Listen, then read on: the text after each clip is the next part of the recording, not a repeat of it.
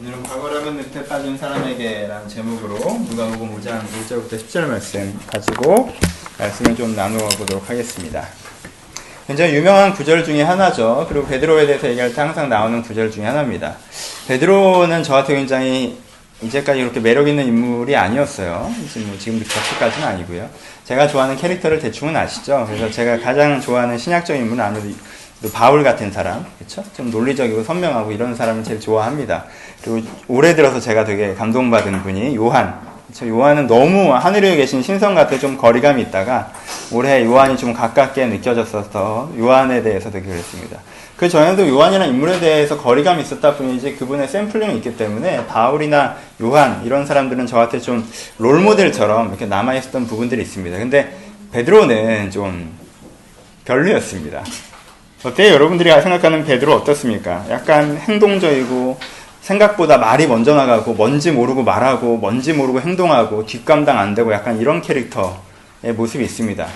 그래서 좀 이런 표현이 어떨지 모르겠지만 내가 딱 볼 때 좀 나댄다라는 캐릭터입니다. 제 인상에는. 그래서 제가 별로 안 좋아하는 캐릭터입니다. 제가 별로 좋아하지 않는 유형의 사람이어서 저는 베드로 그렇게 좋아하지 않았습니다. 그래서 그냥 저를 어떤 이 베드로라는 인물을 형상해 본 적은 없던 것 같아요. 요한이라는 인물이나 바울이라는 인물을 형상을 했는데 베드로는 나한테 등장인물처럼 이렇게 얘기를 했지 베드로라는 인물이 이렇기 때문에 라는 느낌은 좀 없었던 것 같습니다. 근데 제가 이제는 설교 때 가끔 얘기했었는데 제가 목회자로 부름받은 구절이 있거든요. 제가 목사가 되기로 결정하고 하나님께서 네 목회가 어떨 거다라고 이렇게 저에게 되게 응답처럼 주신 말씀이 두 구절이 있는데 하나는 이제 요한복음 13장 말씀이고 또 하나는 21장 말씀입니다. 하나는 발을 씻기우는 자가 되라. 예수님께서 제 아들의 발을 씻기우시면서 발을 씻기우는 자가 되라 라는 말씀이었고 또 한 장면은 이제는 젊어서는 네가 네 마음대로 다녔으나 늙어서는 네 팔을 벌리우리니 다른 사람이 너에게 띠띠우고 네가 원치 않는 곳으로 너를 데려갈 것이다. 약간 이 두 구절이 목회자로서 운이 없죠. 그쵸? 좀 이렇게 강력한 구절이어야 되는데 첫 구절은 발을 씻기우는 자고요. 둘 번째 구절은 팔 벌리면 남들이 나 싫어하는 대로 끌고 다니는데 뭐 그런 구절을 받았어요. 26살 때는 그 구절의 뜻들을 잘 몰라서 마냥 말씀을 확 깨닫게 하시는 게 되게 좋기만 했는데 뭐 하여튼 좀 다른 얘기지만 그때 말씀 읽을 때 되게 은혜가 돼서 가서 진짜 제가 제 발을 씻었어요. 이러면서 막 그런 자가 되게 달라고 기도하고 너무 감동이 돼서 걸어 나갔는데 그때는 교회 바로 앞에 살 때였는데 걸어 나갔는데 교회 저녁 예배를 드리고 있었는데 딱 이 구절을 읽는 거예요. 그래서 이제 다시 한번 교회에 들어가서 기도하고 그랬죠. 뭔 소리인지 모르고 그랬더니 하여튼 두 구절을 저한테 인생에 부름받은 구절입니다. 이 시점에서 제일 불쌍한 사람은 저희 가족들이겠죠, 그렇죠?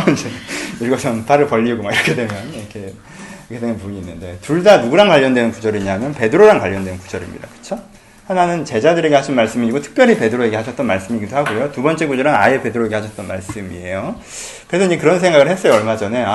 베드로라는 인물을 내가 좀 더 잘 알아야 되지 않을까라는 생각들을 했습니다. 장면으로는 알지만 베드로라는 인물 자체를 좀 더 입체적으로 좀 그림을 갖고 있어야겠다라는 생각을 하고 베드로에 대해서 이제 말씀을 좀 해나가기 시작했습니다. 그때가 언제냐 하면 슬픈 기억이죠. 제가 수련회 갈 때 원래 이제 수련회 저녁 예배 설교로 이제 했던 이제 그겁니다. 예. 수련회 때 설교. 그런데 그 수련회 준비하면서 제가 이제 이 본문을 비롯한 베드로의 인생 갖고 묵상하면서 은혜를 많이 받았습니다. 그리고 이제 이 찬양과도 되게 연결돼서 베드로의 일생을 생각할 때 베드로야말로 나의 나된 것은 하나님의 은혜라 라고 찬양할 만한 그런 사람이다라는 생각이 들어서 되게 큰 감동이 있었습니다. 그래서 제가 잘 하지 않는 설교 패턴인데 한 4주 정도 인물을 달아보려고 합니다. 베드로의 처음부터 중간 그리고 사역의 끝까지 해서 베드로라는 인물을 이렇게 쭉 한번 다루어 갈 텐데 여러분은 좀 막연하게 보이기보다는 좀 베드로라는 사람이 좀 어떤 사람이구나라고 딱 형상화가 돼서 그 사람을 통해서 내가 무엇을 느끼고 무엇을 배워야 될 것인가 좀 같이 묵상해보고 베드로의 고백이 또 나의 고백이 되는 그런 시간들이 되었으면 좋겠다라는 생각들을 합니다. 11월을 베드로랑 함께 할 텐데 여러분들 좀 관심을 가지고 좀 읽어보시고 또한 어떤 액센트나 주제의식보다는 사람으로 여러분 마음 가운데 좀 기억이 남았으면 좋겠다라는 생각을 갖고 있습니다. 예, 그럼 본격적으로 오늘 설교 한번 시작해 볼까요? 부름받는 장면이죠. 아까 얘기한 것처럼 베드로는 굉장히 쿨한 이미지입니다. 그쵸? 그래서 우리가 생각하기엔 이 구절을 읽을 때 약간 이런 이미지로 갑니다. 예수님께서 딱 지나가시다가 딱 기적을 한번 베푸시고 나를 따르라 했더니 뭐라고 표현되어 있어요? 모든 것을 버리고 주를 따르느냐라고 표현되어 있습니다. 그래서 베드로는 정말 행동력 하나는 그쵸? 예수님이 부르시면 네, 내가 주를 따르겠습니다. 라고 딱 하는 행동력 하나는 정말 본받을 만하다. 그리고 예수님께서 딱 나타나서 내가 너를 사람 낳는 어부가 되겠다고 하니까 예, 제가 사람 낳는 어부가 되겠습니다 하고 딱 나섰구나 라는 이미지로 우리 가운데 많이 다가와 있습니다. 그런데 자세히 보면 그렇지가 않습니다. 우리는 이게 첫 장면이라고 생각하는 경향들이 많이 있는데요. 지금 오늘 장면은 베드로랑 예수님이랑 처음 만나는 장면들은 아닙니다. 그렇죠? 성경을 읽어보시면 예수님께서 처음 베드로를 만났던 얘기는 요한복음 1장에 나와 있습니다. 첫 장면은 이렇게 됩니다. 어떻게 되죠? 안드레가 세례요한의 제자였는데 세례요한이 하는 얘기를 듣고 우리가 메시아를 보았다고 베드로에게 얘기해 줍니다. 그래서 안드레가 베드로를 예수님에게 데려갑니다.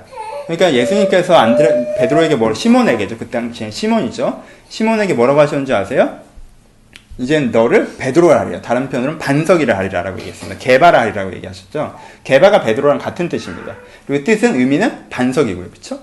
그러니까는 그 메시아가 나타났다고 해서 만나러 갔는데 그 메시아가 나한테 뭐라고 그랬어요? 반석이 무슨 뜻입니까? 새 시대의 초석이라는 뜻이죠. 그렇죠? 내가 너를 뭘로 만들겠다고 그랬어요? 새 시대의 초석으로 만들겠다고 했습니다. 이게 첫 장면이에요. 강렬한 첫 장면 아십니까?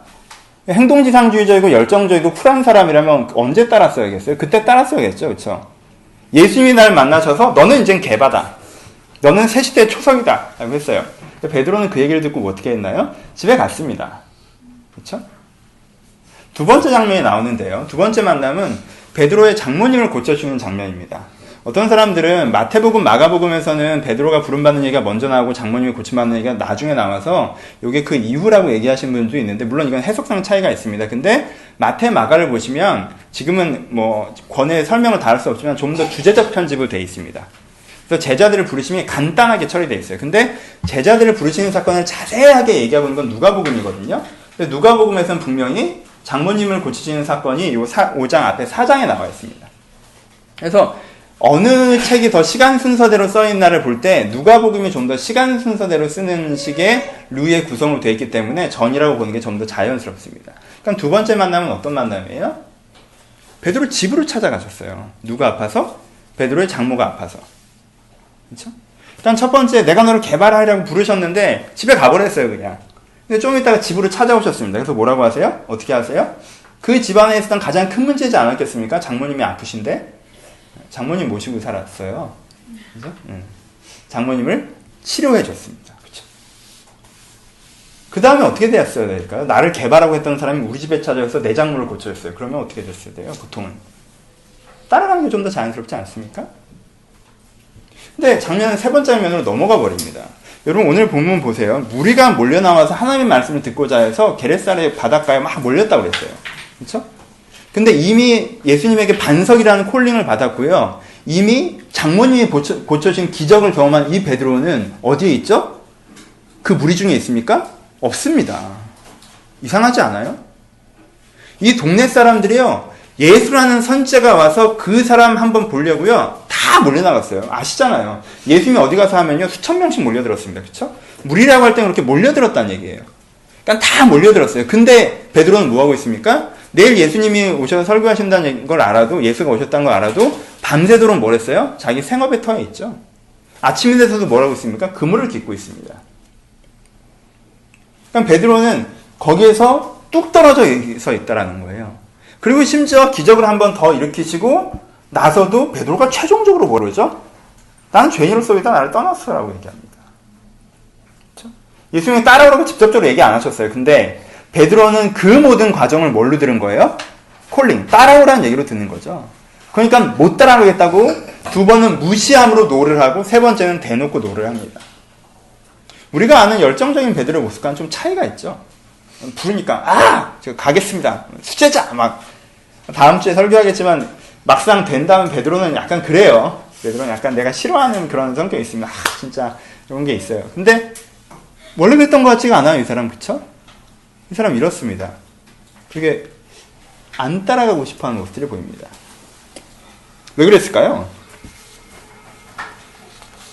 왜 이렇게 쿨하게 행동지상주의적으로 결단력 있게 행동하지 않았을까요? 세 가지 정도로 이 부분을 좀 나누어서 생각해 보려고 합니다. 그는 왜 반응하지 않았을까? 그는 예수님께서 세 번이나 자기를 찾아서 부르시는 데 있어서 주여 내가 여기 있습니다라고 딱 하지 않았을까? 세 가지 정도의 그의 반응을 한번 살펴봅시다. 첫 번째 장면에서 주로 나타나는 건데, 첫 번째 반응은 이제 막연함 때문에 그렇습니다. 좀 상상력을 갖고 얘기하겠습니다. 막연함 때문입니다. 첫 번째 장면은 우리가 상상이 되게 쉽습니다. 그렇죠? 여러분, 예수님께서 여러분 나타나서 내가 너를 새 시대의 인물로 삼겠다면 여러분, 주님 감사합니다. 그럴 사람 몇 사람이나 있어요, 여기. 주님, 전데요? 이렇게 잘못 오신 거 아닌가? 막 이런 생각 드시지 않겠어요? 교회 와서 우리가 처음 느끼는 느낌이 이 막연함입니다. 그렇죠? 교회 오시면, 주호가 가장 최근에 온 건가요? 그렇죠? 교회 오시면, 교회라는 곳을 제가 어릴 때 다니긴 했지만, 네, 교회 오시면 이런 얘기 많이 해요. 하나님께서 당신을 사랑하십니다. 하나님께서 당신의 인생에 놀라운 계획을 갖고 있습니다. 뭐 이런 얘기를 합니다. 그럼요, 교회 처음 온 사람이, 저를 사랑하시나? 이렇게 반응하지 않습니다. 그렇죠? 저를 위해서 놀라운 계획을 갖고 있다고요? 이렇게 느끼지 못합니다. 되게 어떻게 느끼죠? 막연하게 느낍니다. 너무 막연한 얘기처럼 느껴지죠? 그렇죠? 왜 막연하게 느껴져요? 막연하다는 게 뭡니까? 내가 살아온 삶의 체험과 너무 다른 얘기라는 거죠. 그렇죠? 내가 아는 거랑 너무 다른 얘기라는 거예요. 무슨 뜻이에요? 하나님께서 당신을 사랑하십니다. 라고 얘기를 해요. 그럼 내가 느껴지기 어때요? 내가 오늘 태어난 게 아니잖아요. 내가 살아봤는데. 그게 느껴진 적이 없단 말이에요. 그렇죠? 하나님께서 당신을 사랑하시면 나는 이때까지 왜 그걸 모르고 살았냐는 거지. 하나님께서 당신의 인생에 놀라운 계획을 갖고 있으므로 얘기해도 여전히 어때요? 놀랍죠. 그렇죠? 계획을 세운 게 이거였다니라는 놀라움이 있습니다. 어떻게 계획을 이런 식으로 세웠나? 내가 세워도 이거보다 좀 더 잘 세울 것 같은데 나랑 상의 좀 하시지. 놀랍긴 하죠. 서프라이즈. 이런 식의 느낌들이 우리 가운데 있다는 거예요. 그러니까 어때요? 당신을 사랑하십니다. 당신의 놀라운 계획을 갖고 계십니다라고 얘기해도 우리 가운데 어떻게 들려요? 그렇게 안 와닿죠. 왜요? 살아봤는데 그렇지 않았더라는 거예요. 별로 이렇게 와닿지 않는다는 거죠. 사람들이 청년기에는 오픈엔딩, 인생을 좀 오픈엔딩으로 생각을 하잖아요. 그쵸? 내 인생 어떻게 될지 모르겠다는 생각들이 있지 않습니까? 근데 결혼을 하고 직장을 가지면 내 인생에 대한 약간 크로스 엔딩이 되는 부분들이 있습니다. 그쵸? 결혼을 했어요. 그럼 내가 어느 정도의 레벨인지 결정이 되잖아요. 직장을 가졌어요. 그럼 내가 어느 정도 위치인지 약간 결정이 되잖아요. 그러니까는 내가 상상을 해도 어떻게 돼요? 우리 집안 좀 더 평안하게, 물고기 좀 더 잘 잡히게, 요 정도로 크로스 엔딩이 되지, 내가 뭐든지 할 수 있는 사람이고 어디든 갈 수 있는 사람이라는 생각이 잘 안 된다라는 거예요. 그쵸? 근데 새 시대의 일꾼이다, 새 시대의 초석이다라 그러면 그러면 내가 새로운 어획 방법을 개발하나? 약간 이런 별로 안 와닿는 느낌들이 있다는 거죠. 그렇죠? 그러니까 내가 갖고 있는 일상과 너무 거리가 느껴지는 얘기는 우리가 막연하게 들립니다. 또 하나, 내가 갖고 있는 생각과 다른 생각들도 우리가 좀 막연하게 들립니다. 우리가 이걸 한번 생각해 봐야 되는데, 베드로나 안드레가 갖고 있던 관점은 기본적으로 누구의 관점에 영향을 받았냐면 세례 요한의 관점에 영향을 받았죠. 그렇죠? 세례 요한의 관점에 가장 영향을 많이 받았는데, 세례 요한은요, 나중에 예수님에게 뭐라고 그랬어요? 당신이 진짜 메시아가 맞습니까? 라고 물어봅니다. 무슨 뜻이에요? 세례 요한이 갖고 있었던 메시아적 관점에서는 예수의 실제 사역이 왠지 괴리감이 느껴졌다는 거. 왜? 세례 요한이 생각했던 메시아는 그래도 정치적인 메시아였기 때문에 그래요. 그렇죠? 뭔가 로마를 몰아내고 이스라엘을 회복하고 이런 이미지가 있었다는 겁니다. 특별히 베드로는 더 했습니다. 역사적 사료로는 베드로는 열심당원이었다고 구별되거든요. 열심당원은 그 당시에 테러까지는 아니라도 물리적인 행동을 하더라도 로마의 폭정에 대해서 우리가 항거해야 된다라는 류의 정치적인 견해를 갖고 있던 사람들이 열심당원이라고 합니다. 그러니까 베드로는 훨씬 더 뭘 생각했던 거예요? 뭔가 실제이고 정치적인 메시아를 생각하고 있었죠. 근데 가서 만나보니까 어때요? 이분이 너무 소프트하다는 거지. 그치? 여기저기 설교하러 다니시고 뭐 기적 베풀고 있잖아요. 우리가 생각하는 대안적 목회자라는 게 시대의 가치를 바로 세우고 뭔가 정적인 이슈들에서 바른 얘기들을 하고 어떤 대안적 어떤 창조적인 활동들을 만들고 뭐 그것이 뭐 복지이건 그것이 기부이건 어떤 대안적인 행동들을 하고 이런 걸 여러분들이 이상적인 목회자로 생각하고 있다고 칩시다. 여러분들이 그걸 이상적인 목회자로 생각했어요. 근데 우리 교회 새로 오신 목사님이 오시더니 갑자기 그 심장 안 좋으신 분들 한 줄을 쓰시라고 그러고 심장병 낫게 해드린다 그러고 그 다리 아프신 분들 고혈압 이쪽으로 오시고 이렇게 신경통 이쪽으로 오시고 막 이러면 왠지 약간 느낌 있잖아요. 그렇죠? 거리감 이런 게 생긴다는 거예요. 그럼 베드로도 약간 그런 식의 막연함을 느끼는 거예요. 되게 내가 생각하는 건 약간 이런 정치 지도자 메시아를 생각했는데 저러네? 라는 생각들이 드는 거죠. 그렇죠? 그냥 별로 안 와닿습니다. 두 번째 베드로를 못 움직이게 했던 게 무엇입니까? 부담감입니다. 부담감이란 게 뭐예요? 아까도 얘기했죠. 결혼을 하고 직장을 가지면 인생이 정해집니다. 그 전까지 뭐였어요? 자동차였는데 이제는 기차로 바뀝니다. 그렇죠? 자동차면 내가 가다가 오른쪽으로 꺾어도 되고 왼쪽으로 꺾고 뒤로 가도 돼요. 결혼 전에는 그래요. 직장 전에는 그렇습니다. 근데 결혼을 하고 직장을 가지면 양바퀴에 체인이 되는 거죠. 이제 달리는 거예요. 그렇죠? 달리는 거예요. 이제는 아이를 낳아야 되고 이제는 뭘 해야 되고 이렇게 쭉 달리는 거란 말이에요. 그렇죠? 왜 불쌍해요? 결혼 안 할 사람처럼 왜 그래요? 그렇죠? 더 힘든 건 그 옆에서 자동차로 달리는 거예요. 혼자. 달린단 말이에요. 그렇게 되면 뭐가 있어요? 이거는 기본이라는 생각이 있어요. 그쵸? 내 인생에 이 직업을 갖고 해야 되고, 내가 부담을 지고 살아야 되는 거에 대한 그게 있는 거죠.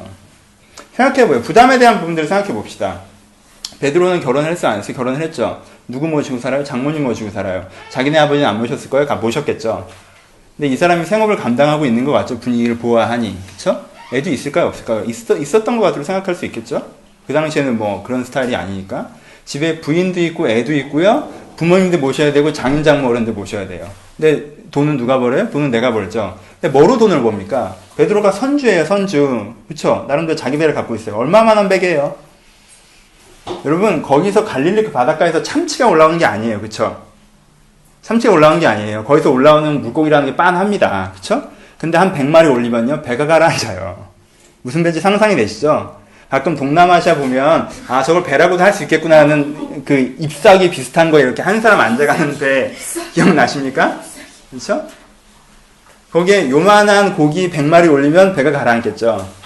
여러분들은 자꾸 배가 가라앉도록 뭐 고기를 잡았다고 하니까 엄청난 어획량을 생각하셔서 참치 1마리가 올라와서 막 이렇게 쌓여있고 또 어린 때 여러분들이 유튜브에 그런 걸 하도 보셔가지고 근데 요만한 배에 요만한 물고기가 100마리가 왔더니 그 여리여리한 배가 낼름 가라앉으려고 그러는 거란 말이에요.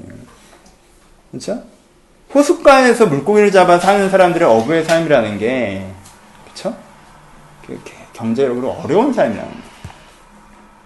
그냥 자기가 해야 되는 게 그럼 내가 오늘부터 내가 여기 모시고 저기 모시고 여기 키우고 저기 키워야 되는데 내가 오늘부터 부름받아 이게 돼요? 안 되죠 잘.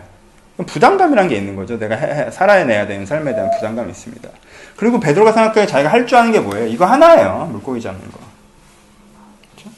내가 할 줄 아는 거라고 물고기 잡는 거고 해야 되는 거라고는 물고기 잡는 거고 내가 이걸 이렇게 살아야 되는데 뭐 예수가 와서 네가 반석이고 이러면 되게 좀 부담스러운 거죠. 전체적으로. 그럴 것 같지도 않고. 세 번째 베드로가 뭐라고 그러죠? 부담감에 이어서 세 번째는 체념합니다.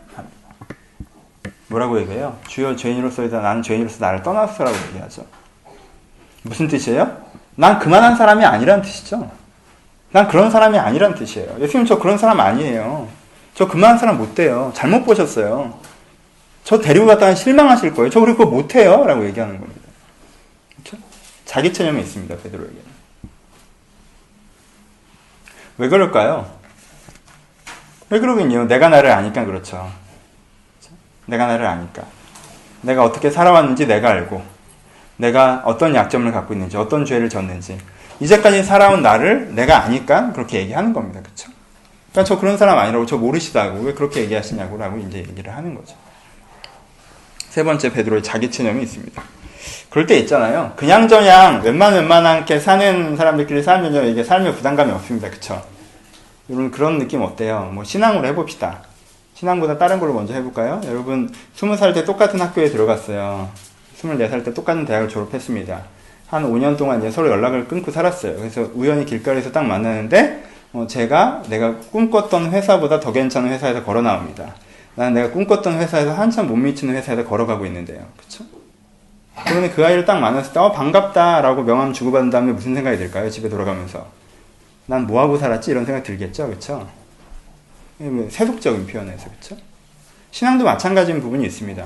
여러분 대학 때 내가 나름대로 신앙생활 한답시고 리더도 하고 뭐 이렇게 했어요. 쟤도 뭐 리더도 하고 했습니다. 그렇게 이렇게 지내다가 난 또 대학 졸업하고 뭐 청년부 나온 다음에 대충 하고 회사 바쁘고 또 결혼하고 정신없이 이렇게 지나왔어요.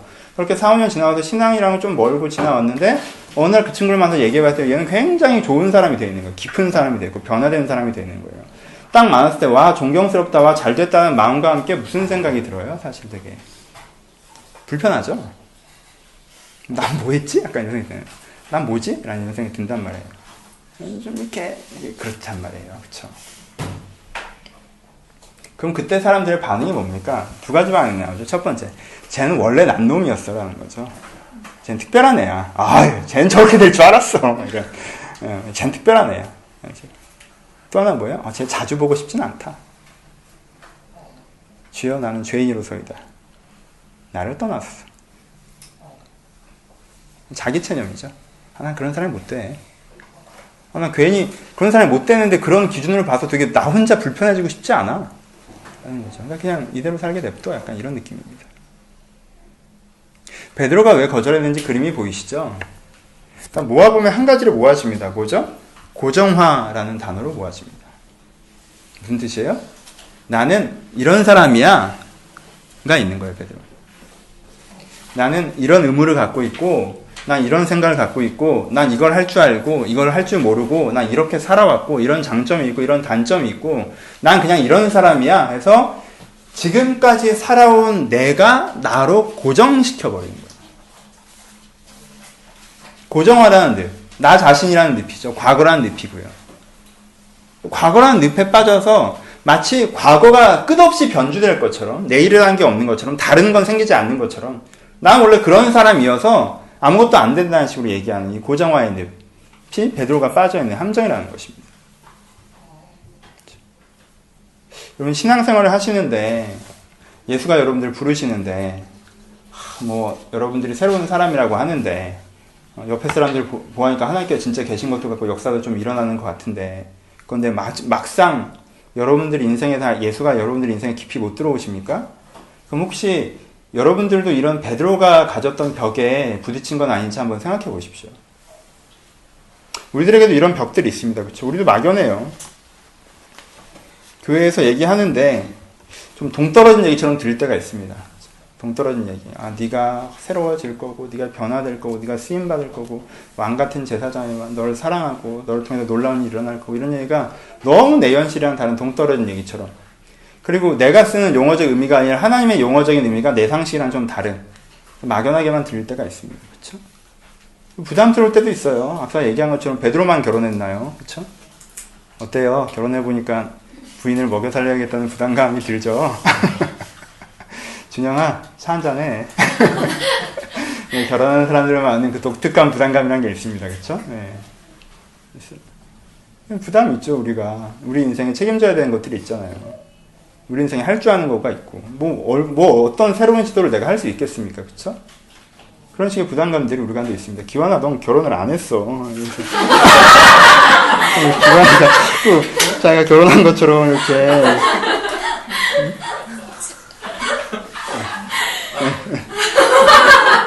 민정이한테 혼났습니다. 지금 결혼 안 했어요. 긴장하세요. 결혼한 게 아니에요. 네, 오늘도 출근을 해야 되고요. 오늘도 키워야 될 애가 있고요. 그쵸? 오늘도 해야 될 일이 있고요. 오늘도 준비해야 될 시험이 있고. 오늘은 내가 해야 될 게 다 정해져 있습니다. 그쵸? 나는 이미 다 정해져 있는데 무슨 새로운 얘기를 하느냐는 거죠. 그리고 여러분들이 이제까지 나름대로 쌓아온 전공도 있고요. 기들도 있고요. 자격증도 있고요. 그쵸? 그게 있잖아요. 근데 이걸 두고 어떤 새로운 얘기를 할 수 있느냐는 겁니다.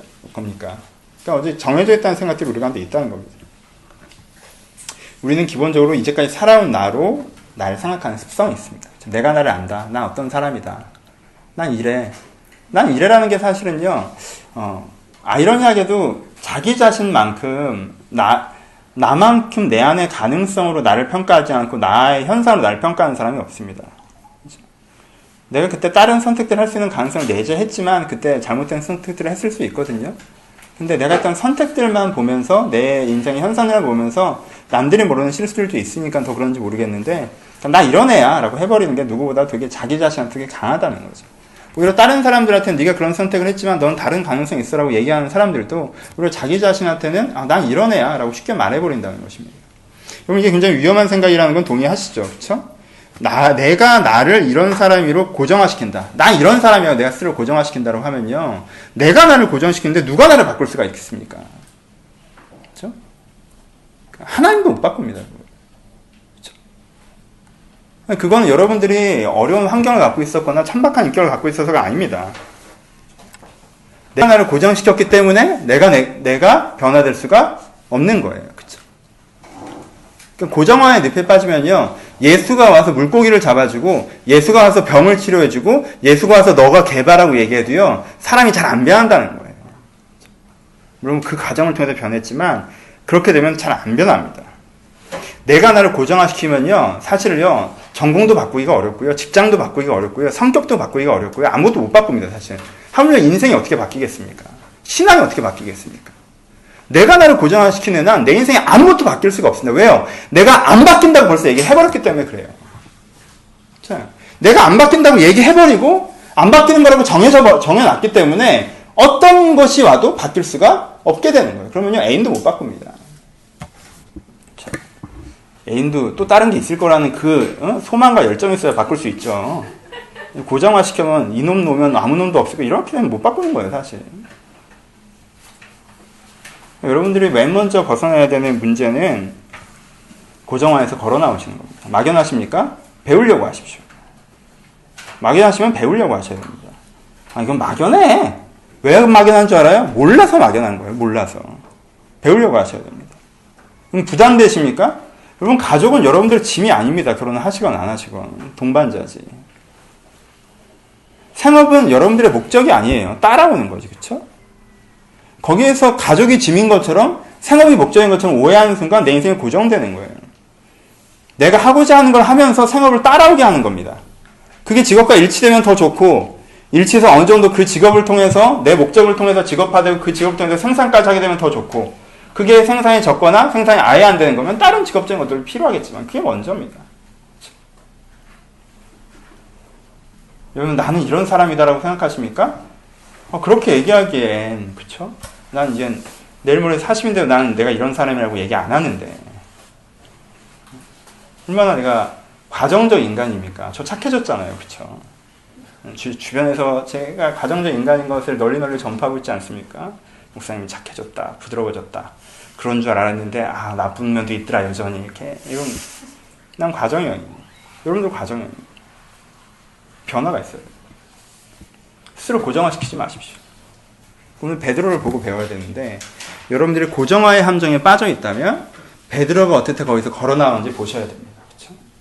베드로가 그 고정화에서 걸어 나왔기 때문에, 베드로가 그 함정에 빠져 있기 때문에 예수의 콜링도 제일 못 받았지만 거기서 걸어 나왔기 때문에 전적인 베드로의 변화, 베드로의 인생이라는 게 시작됐다는 걸 여러분들 오늘 보실 수 있었으면 좋겠습니다. 첫 번째, 왜 베드로가 걸어 나올 수 있었죠? 첫 번째는 예수가 그렇게 하셨기 때문에 그렇습니다. 그렇죠? 그러니까 그렇게 하시는 예수를 봐야 되는 게 먼저입니다. 내가 뭘 하기 이전에.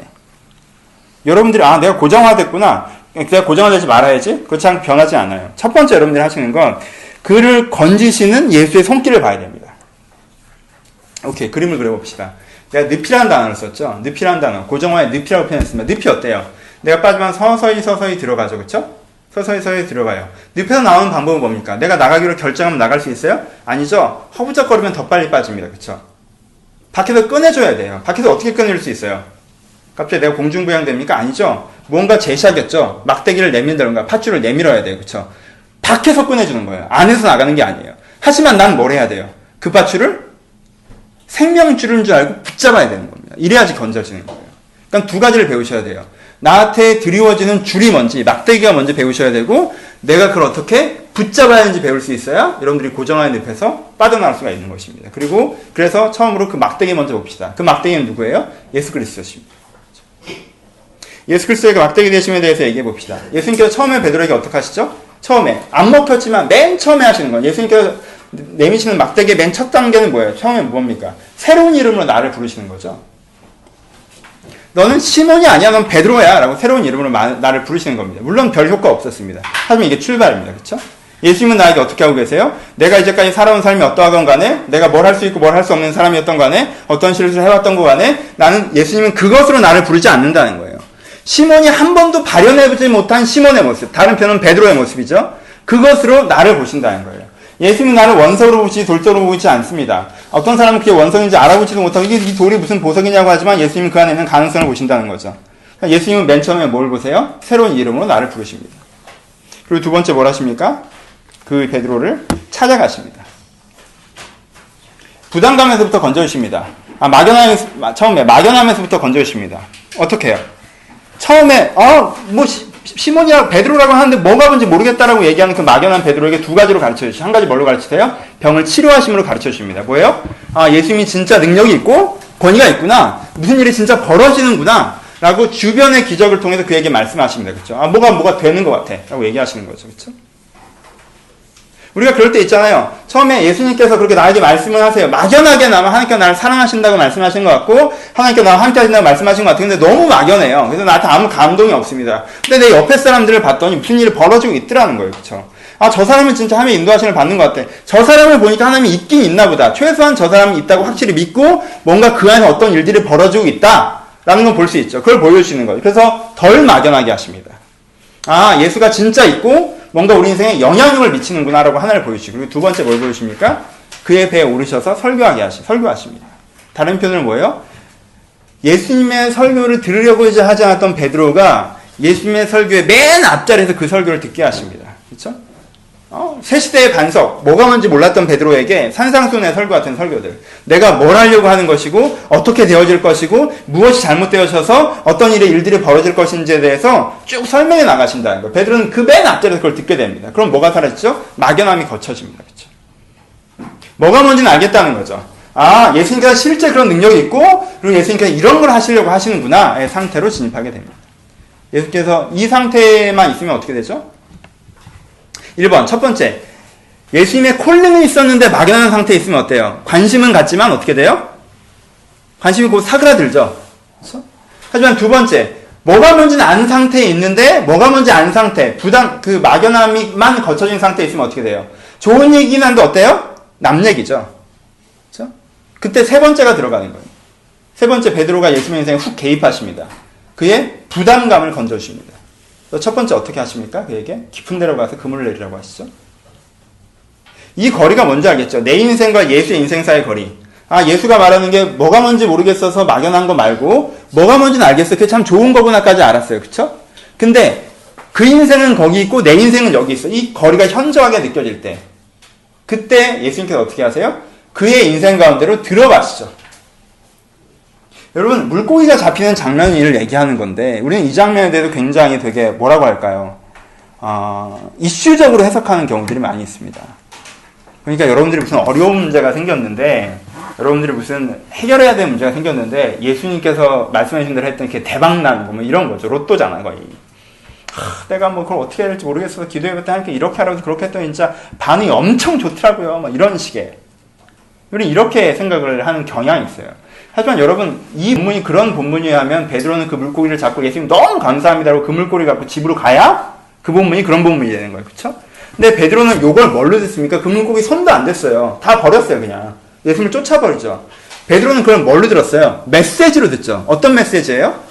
예수님이 말씀하신 게 멋지기도 하고 뭔지도 알겠는데요. 저는 제가 살아야 될 삶이 있어요. 저는 물고기 잡아야 되고요. 저는 우리 가족을 부양해야 돼요. 라고 얘기하는 베드로에게 뭐라고 하시는 겁니까? 그 물고기를 잡아주시는 것이. 너는 네가 부양한다고 생각하고 네 기술로 잡는다고 생각하지만 내가 너와 함께하면 네가 나를 따르면 그 가족 부양의 의무감이나 네가 하는 기술에 대한 의존성이 아니라 하나님께서 가르치시고 하나님께서 책임지는 것을 네가 경험할 수 있다라고 얘기해 주는 거죠. 그 부담에 빠져있지 말라고 얘기하시는 것입니다. 그것이 베드로가 예수님께 들은 메시지입니다. 첫 번째, 찾아가셔서 그를 새 이름으로 부르시고, 두 번째, 그에게 기적과 말로 가르치셔서 그의 막연함을 거두어내시고, 세 번째, 그의 일상의 기적을 통해서 그의 일상 가운데 하나님이 함께 하시를 말씀하신 이유고, 네 번째, 뭐예요?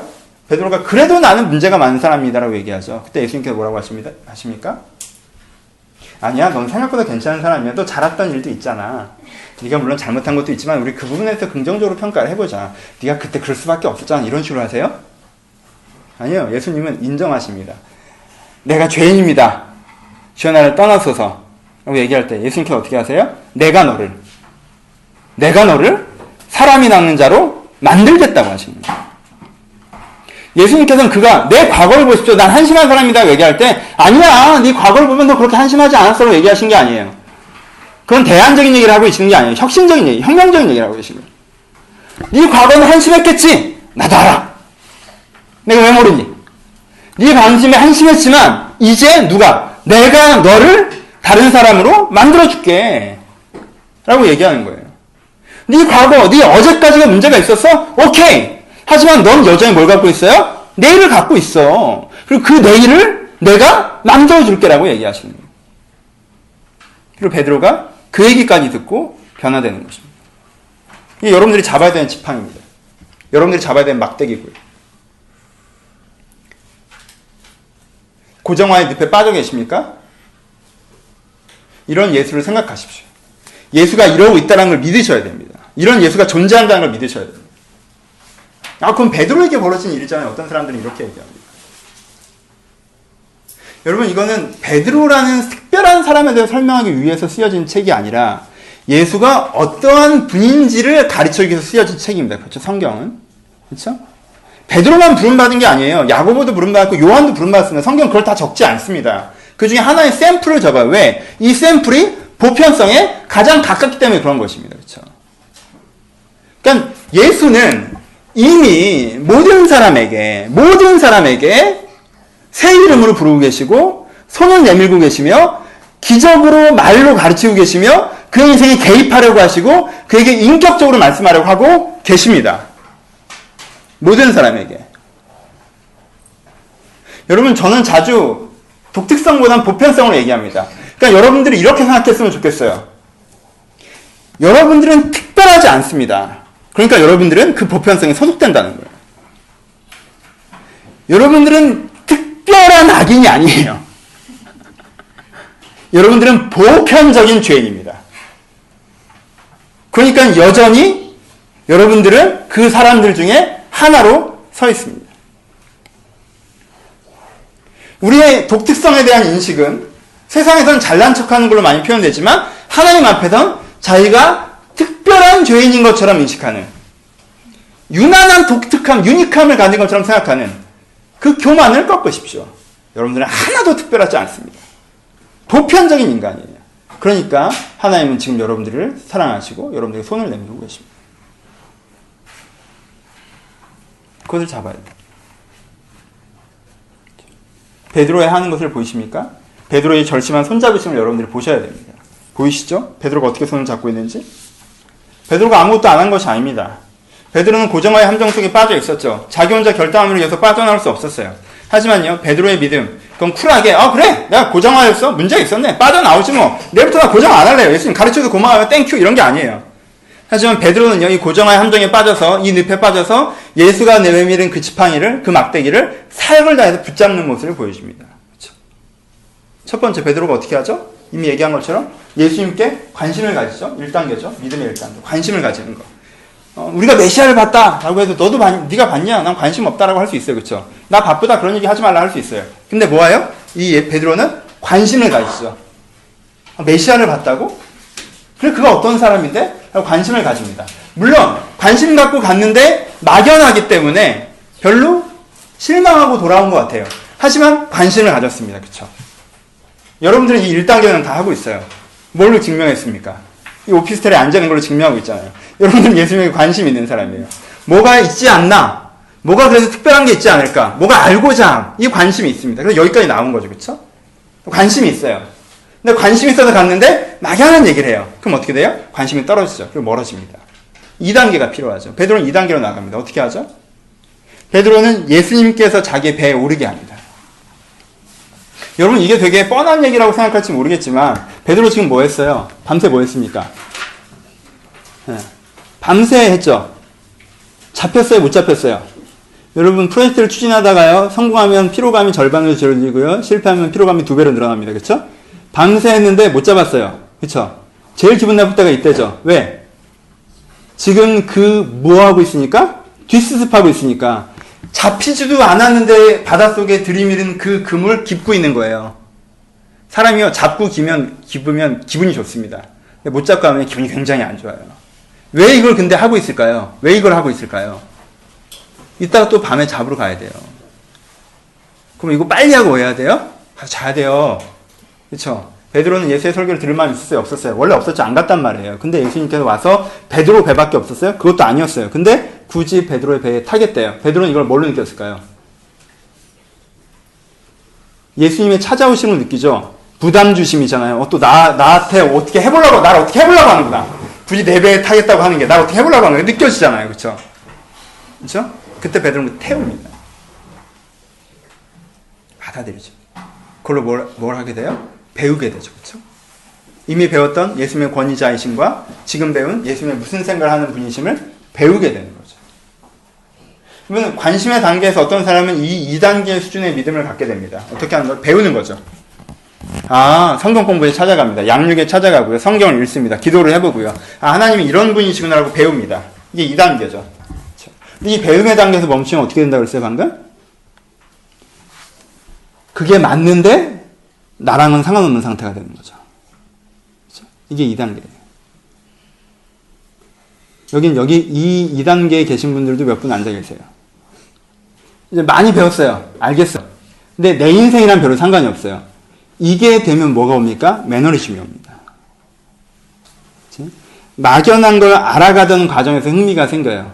하지만 배울 만큼 배워서 뭔지는 알겠는데 그게 내 삶에 적용이 안 되면 매너리즘이 오죠. 왜? 알아서 뭐예요? 이때 3단계가 나옵니다. 베드로가 대단한 거죠. 3단계. 예수님께서 베드로에게 뭐라고 하세요? 깊은 데로 가서 그물을 내리라고 하시죠. 이게 누구 전문 분야예요? 베드로 전문 분야죠. 목사가 여러분들의 인생의 디테일한 걸 뭐라고 하면 무슨 생각이 드세요? 내가 상의할 수 있는 부분이 있죠. 뭐 연애에 대한 거나 신앙에 대한 거나 삶의 태도에 대한 거, 영적인 태도에 대한 거 이런 건 상의할 수 있어요. 그렇죠? 여러분들이 와서 여러분 목사님 이 기업에 들어갈 거예요, 저 기업에 들어갈 거예요. 전 몰라요. 저 그런 거 물어보지 마세요. 이거 어떻게 알아? 그냥 그런가 보다 하는 거죠. 제가 아는 정보라는 건 잡정보죠. 그렇죠?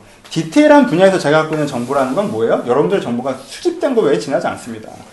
나는 그래도 목사는 여러 사람이 와서 여러 얘기를 하고 가거든. 그러니까 누가 그러더라 그런 거예요. 카더라처럼 못 믿는 게 어디 있습니까? 그러니까 디테일은 저한테 믿지 마시고요. 물어보지도 마세요. 제가 몰라요. 하나님께서 기도해 주시면 제가 뭐 하늘에서 이렇게 삼성 이렇게 보이는 줄 아세요? 뭐 두산 이렇게 보이는 줄 안 보여요, 저. 전 그런 영성이 아닙니다. 그리고 그런 영성이 있는 분들을 두려워하십시오. 경계하시고 따라가지 마세요. 그렇죠? 그런 게 아니에요. 그렇지 않아요. 전문 분야 얘기하면요, 사람이 약간 그런 게 있어요. 그쵸? 그런 게 있단 말이에요. 저도 뭐 이렇게, 제가 되게 저희 아버지한테 기분 나쁘게 얘기할 때 있어요. 아버지가 이렇게 목회에 대해서 이런저런 얘기를 하세요. 저희 아버님도 이제 성도사님이시잖아요. 하신 지 한 6년 되셨거든요. 저는 12년, 아버지는 6년. 그럼 누가 더 잘 알아? 내가 더 잘 알아. 아버지가 목회는 이래야 되고 저래야 되고 하면 아버지 이쪽은 제가 더 아버지 그러지 마세요. 이렇게 이제 그런 게 있어요. 내가 더 잘한다는 생각이 있잖아요. 그렇죠? 목회 내가 더 잘하잖아. 베드로의 전문 분야에 개입하십니다. 근데 딱 들어도 모르는 사람이 하는 삽질인 걸 딱 알 수 있어요. 왜요? 갈릴리 호수가 아니고 투명한 바다에서요. 밤에 어획을 하지 낮에 어획을 하지 않습니다. 배가 지나가면 배 그림자 때문에 물고기같이 도망가요. 그래서 지금 어획을 안 하고 밤을 기다리는 거예요. 그리고요. 여러분들 물고기가 어디 있는지 어부들은 알지 않습니까? 타보면 모르지만 물고기가 다니는 길이 있고 물고기가 사는 지역이 있는 거예요. 근데 깊은 지역에는 안 삽니다. 그렇죠? 이 갈릴리 호숫가에 사는 물고기들이라는 게 낮은 수심에서 사는 물고기들이고 그걸 주로 잡는 거예요. 여기는 깊은 데 물고기가 없어요. 근데 깊은 데로 가서 그물을 던지래요. 낮에. 그러니까 선지자가 내가 이렇게 배 태워드렸더니 나한테 뭔가 보답하시려고 삽질하시는 거야. 확 오잖아요. 그렇죠? 베드로가 뭐라고 합니까? 밤새도록 했으나 못 잡았습니다. 하지만 뭐에 의지하여? 말씀에 의지하여 제가 해보겠습니다. 여러분. 뭐 어떤 기회를 들으시는 거예요? 내 삶에 구체적으로 주가 개입할 수 있는 기회를 주는 거예요. 그렇죠? 여러분들과 하나님 사이에 왜 거리가 있는 줄 아십니까? 뭔지 좋은 건 알겠는데 내 삶은 또 이래서 배우는 동안 감동은 있었는데 이제 왜 매너리즘이 오시는지 아십니까? 여러분들이 그 기준, 그 하나님의 생각, 하나님께서 인도하심을 내가 내 인생의 기준으로 적용해보지 않기 때문에 그렇습니다. 하나님께 기도하라고 하십니다. 해보십니까? 하나님께서 거기서 그렇게 하라고 하십니다. 해보십니까? 그걸 놔보라고 하십니다. 해보십니까? 그걸 잡아보라고 하십니다. 해보십니까? 저는 해봤나 보네요. 좋아합니다. 해보십니까? 여러분들 그 인생의 기회들마다 하나님께서 여러분들의 인생에 하나님의 살아계심과 하나님께 일하심을 표현하기 위해서 무엇인가 말씀하시는데 여러분이 그것들을 해보십니까? 베드로가 대단한 겁니다. 그쵸? 내가 너무나도 잘 아는 전문 분야에서 내 생각으로 하면 이런 식으로 하면 안 되는데 하나님이 그렇게 하라고 해보니까 하나님이 내 위라는 걸 인정하는 거예요. 그렇게 하라고 해보니까 그걸 내 삶의 기준으로 적용해보는 것입니다. 그랬더니 뭐가 나타나는 거예요? 하나님께서 일하심이 내 인생 가운데 나타나는 거예요. 뭘 갖는 거예요? 막연한 이론이 아니라 내 인생에 사람 숨쉬는 원리로 구체화되는 거죠. 막연한 지식이 아니라 내 인생에 설과 육을 입는 살아 숨쉬는 하나님으로 살아 숨쉬는 인생으로 구현화되는 것입니다. 그것이 베드로가 잡는 강렬한 손길인 것입니다. 그래 한번 해보자 라는 것이죠. 어렵습니까? 쉽죠? 쉬워요. 쉬운 것입니다. 한번 들어가서 그물 한 번 더 놓는 게 무슨 그런 큰 문제가 있겠습니까? 해보면 되죠. 하지만 여러분 말리던 그물 다시 바다에 넣으면 다시 말려야 됩니다. 아시죠? 베드로는 작은 불편함들을 감내합니다. 왜 하나님이 하라고 하시니까. 쉬운 것입니다. 전 여러분들 하나님께서 분명히 쉬운 것을 시키고 있다고 생각합니다.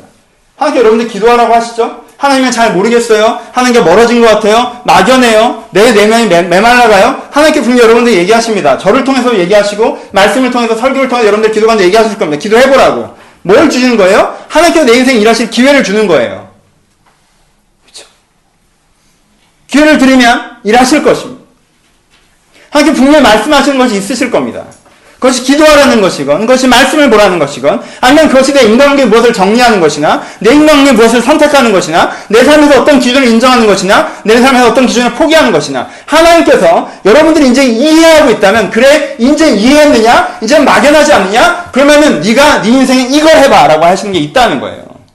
내가 A부터 전체까지 큰 기름을 알아주셨습니까? 그거 내 거 아니잖아요. 자, 그게 내 거가 되려면, 내가 그것을 체화시키려면 어떻게 해야 돼요? 내가 작은 도전, 작은 적용을 해보고 그것을 통해서 일하심을 경험할 때 알 수 있는 것입니다. 여러분 진짜 그런 것이 여러분 신앙입니다. 여러분 막연하진 않고 구체적으로는 A부터 Z까지 알고는 있는데 그것이 내 인생과 거리감이 있으십니까? 여러분 신앙 시작 안 한 겁니다. 그거. 내 거여야죠. 이게 3단계. 4단계. 주여, 난 죄인이 없소이다. 여러분 이게 대단한 건데요. 많은 3단계의 사람들이 하나님의 살아계심을 인정합니다. 그렇죠? 아, 적용해봤더니 진짜 새롭게 하시더라. 적용해봤더니 정말 인도하시더라. 하나님이 정말 계시더라. 정말 나에게 역사하시더라. 인도하시더라. 많은 3단계의 사람들이 이것들을 해요. 근데요, 많은 3단계의 사람들이 하는 실수는 뭐냐면 그것들을 사건적으로 받아들인다는 것입니다.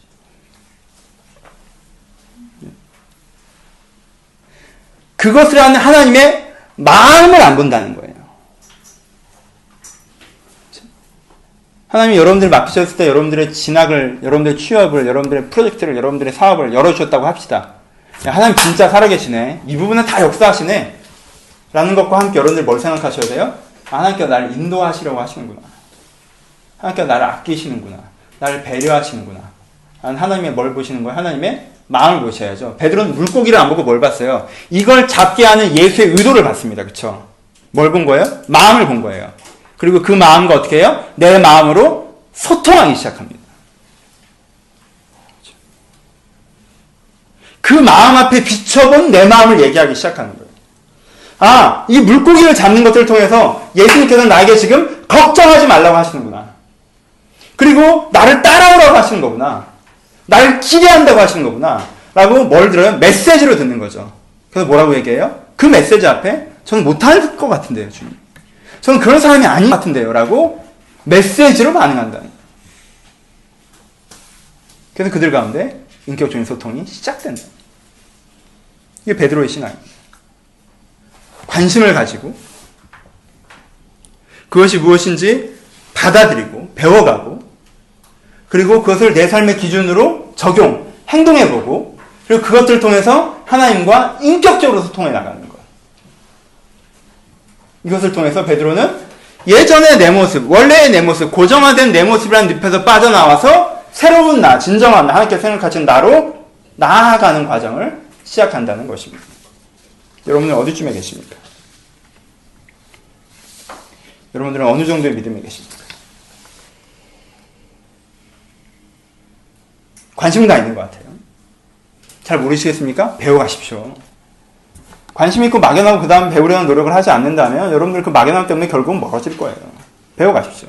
웬만큼 배워서 배우는 과정은 좋았는데 그것이 나랑 무슨 상관이라는 생각이 드십니까? 이젠 그만 배우십시오. 여러분들이 지금 배우는 게 중요한 게 아니라 하나도 좋으니까 해보십시오. 하나님이 이건 나한테 시킨다라는 그걸 한번 해보십시오. 그것이 기도이건 행동이건 무엇이건 그걸 해보십시오. 하나님께서 그런데 일하실 것입니다. 분명히 일하십니다. 그런 것들에 대한 경험이 있습니까? 그래서 하나님이 있긴 있는 것 같고 일하시긴 일하시는 것 같아요. 근데 거기까지입니까? 그럼 여러분 정직하게 인격적으로 소통하기 시작하십시오. 그리고 이 모든 것들을 한 이후에 베드로의 가장 정점 뭐예요? 신앙이라고 하는 것은 이것을 일반화시키십시오. 내 삶의 보편적인 원리로. 이런 인격적인 체험의 경험을 한 번 경험으로 사건으로 가지고 있는 게 아니라 내 인생의 전반이 이런 식으로 흘러갈 수 있겠다라고 보편화시키셔야 돼요. 그 신앙으로 우리가 변화될 수가 있습니다. 내가 어디까지 왔는지 예수로 돌아보고 거기서부터 한 걸음 더 나아가려고 하는 것들이 필요합니다. 말씀 마치겠습니다. 제가 하고 싶은 얘기는 뭘까요? 부정적인 얘기는 이제까지 살아온 나로 나를 고정시키지 말라는 것입니다. 난 이런 사람이야 라고 얘기하기에는 여러분들은 아직 젊습니다. 그리고 우리는 죽을 때까지 그렇게 얘기해서는 안 됩니다. 죽은 다음에 얘기하는 것입니다. 난 이렇게 살아왔다고. 내가 아니라 하나님이. 내가 살아있는 동안 난 이런 사람이야 라고 얘기해서는 안 됩니다. 이 노래를 불렀던 가수들이 있죠. DJ DOC가 있는데 그 노래를 부르시지만 이미 그들이 그 사람이 아닌 것은 우리가 보고 있습니다. 길거리에서 싸움하시던 분이 가족을 위해서 성실하게 하시고 그 고등학교 검정고시 보시고 김창일 씨 잘 사시잖아요. 그런 사람 아니에요. 옛날에 스트리트 파이터 하던 사람 아니에요. 변했어요. 옛날에 전 어릴 때 이하늘이죠? 김하늘인가? 하늘 기억합니다. 정말 저 대학 때 하늘은 개였어요. 그렇죠? 지금 근데 정말 예능 프로에서 버텨보려고 그거 하는 멘트들에 대해서 저는 정말 슬픔을 느낍니다. 많은 변화들이 있습니다. 그렇죠? 난 이런 사람이야 이런 거 없습니다. 잘났거나 못났거나 난 이런 사람이야 그러지 마십시오. 여러분들이 계속 그런 사람이 있는 이유는 계속 그 선택을 반복적으로 하고 있기 때문에 지나지 않습니다. 그렇죠? 고정화시키지 마십시오. 내가 나를 고정화시키면 신도 나를 변화시킬 수 없습니다. 내가 나를 고정화시키고 나도 신도 나를 변화시키지 못한 이후에 내가 안 변한 것이 좌절스럽다고 얘기하면 나는 어떻게 해야 되는 것입니까? 누구도 나를 도울 수 없습니다. 문을 닫고 상자 속에 들어가서 왜 나를 돕지 않냐고 얘기하면 안 되는 것입니다. 고정화시키지 마십시오. 난 정해져 있는 게 아닙니다. 다를 수 있습니다. 그럼 어떻게 우리가 이 고정화에서 벗어날까요? 새로운 나를 예수께 들어야 됩니다. 들어야 됩니다. 들으려고 해야 됩니다. 예수는 이미 얘기하고 계시니까 들으려고 해야 됩니다. 관심을 가지고 알고자 하고 적용해보고 그리고 대화하려고 해보고 내가 깨달은 거는 좀 보편화시켜가면서 그렇게 해야 됩니다. 그것을 통해 내가 더 깊은 사람으로 나아갈 수가 있는 것입니다. 여러분 베드로는 똑같은 사람이었습니다. 전형적인 사람이었습니다. 그냥 일상의 삶을 살아가고 가족을 부양하고 적당히 세상에 불만이 있어서 그 불만을 토로하는 정도의 그 삶을 살아가는 평범한 사람이었습니다. 어제 저녁에는 로마의 압제가 있는 게 뭐 엄청난 문제고 로마가 없어져야 된다고 대단한 듯 얘기하고 떠들다가 다음 날에는 그냥 오늘 물고기 잡히지 않은 것에 고민해야 되는, 어제 저녁에는 뭐 한나라당이 어떻고 민주당이 어떻고 국가의 미래가 있고 FTA가 어떻고 뭐 신자유주의가 어떻고 그리스가 어떻고 하다가 다음 날은 사실 학점 고민하고 내 원본 고민해야 되는 우리의 처지와 같은 처지였습니다. 하지만 베드로는 거기서부터 시작했다는 것입니다. 그것이 베드로의 매력입니다. 우리와 같은 자리에서 출발했다는 것입니다. 바울은 처음부터 진짜 나쁜 놈의 전인격적인 변화를 경험하는 우리랑 너무 거리감이 느껴집니다. 요한은 전인격적으로 그 사람 일상이 다루어지지 않고 있습니다. 하지만 베드로는 베드로의 모습을 성경은 우리 가운데 보여주고 계십니다. 그가 어디서부터 출발해서 어디까지 갔는지, 우리가 그의 인생의 족적을 따라갈 수 있다면 그가 간 곳까지 우리도 갈 수 있는 것입니다. 내가 거기에 가지 못하는 이유는 내가 특별히 못난 사람이어서가 아니라 내가 가지 않기 때문이라는 것입니다. 그러니까 이 걸음을 시작하시기 바랍니다. 어려운 것이 아닙니다. 한 걸음만 더 뛰십시오. 관심은 있는데 모르시겠습니까? 배우십시오. 배웠는데 내 가운데 적용이 안 되십니까? 여러분 하나를 시작하십시오. 내 인생에 기적이 있는데 그분은 나에게 여전히 무엇입니까? 인격적인 대화를 시작하십시오. 다 경험해서 아셨는데 다시 세상으로 가셨습니까? 그러지 마십시오. 일상화하시고 보편화하시고 내 인생의 그 인격적인 소통의 일이 지금도 벌어질 수 있도록 하십시오. 그것만 우리를 변화시킬 수 있는 것입니다.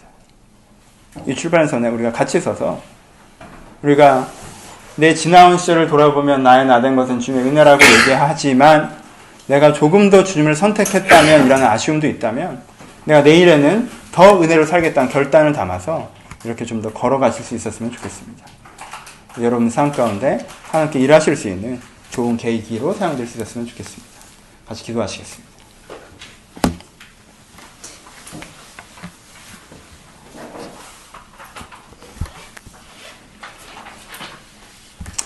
어디까지 서 계십니까? 어디까지 오셨습니까? 여러분들 어디 서 있는 건 중요하지 않습니다. 하지만 거기 얼마나 서 있었다 하는 것은 중요합니다. 이제 관심이 가지십니까? 처음 시작하십니까? 좋습니다. 잘하고 계신 겁니다. 관심도 있고 이해도 되는데 좀 막연하십니까? 좋습니다. 이제 다음 단계로 넘어가십시오. 근데 아직까지 이해해서 몇 년째 서 계십니까? 아직까지 관심해서 몇 년째 서 계십니까? 아직까지 한두 번의 간증적 사건에서 몇 년째 서 계십니까? 그럼 그것은 아닙니다. 걸어가야 되는 것입니다. 뒤로 물러가 침륜에 빠지지 마시고 영혼을 구원할 수 있도록 앞으로 걸어가십시오. 지금 내가 주님을 믿음을 가지고 더 깊은 신앙을 좀 가지기를 소원한다고 여러분의 삶을 돌아보시면서 여러분이 지금 어디에 서 있는지 한번 찾아보시면서 앞으로 나아가길 결단하시면서 우리 자유롭게 10여 분 정도 함께 기도하도록 하겠습니다. 기도하겠습니다.